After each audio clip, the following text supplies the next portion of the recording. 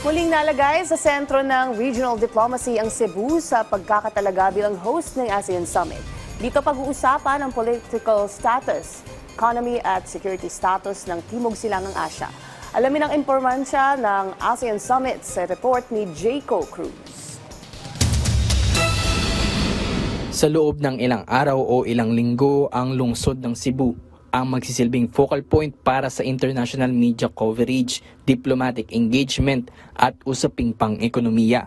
Magandang pagkakataon ito para muling ipamalas ang magandang reputasyon ng Cebu bilang globally ready city sa pag-host ng isang world-class event. Bukod pa dyan, magandang senyales din ito ng kumpiyansa at kapasidad ng lungsod na humawak ng responsibilidad kaugnay ng pamamahala, seguridad at infrastruktura. Sa usapin naman ng ekonomiya, malaking tulong ang okasyon sa pagtaas ng hotel occupancy, mataas na demand ng transportasyon at mataas na paggasta ng mga delegado at bisita sa mga lokal na negosyo, partikular sa turismo, retail at food services.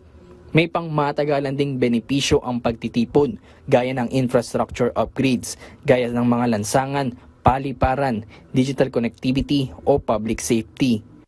Kabilang din sa magandang dulot nito sa syudad ang mga developments para sa mga local workers sa larangan ng hospitality, security at event management kahit pa matapos na ang summit. Sa kabuuan, para sa mga Cebuano, ang pag-host ng ASEAN Summit ay katumbas ng pagpapalakas ng global network, pagbubukas ng mga future investments, partnerships at international events at nagbibigay sa mga local leaders at stakeholders ng pagkakataon para hubugin ang magandang direksyon ng ekonomiya at politika ng rehiyon ng Timog Silangang Asya. Jayco Cruz para sa Pambansang TV sa Bagong Pilipinas.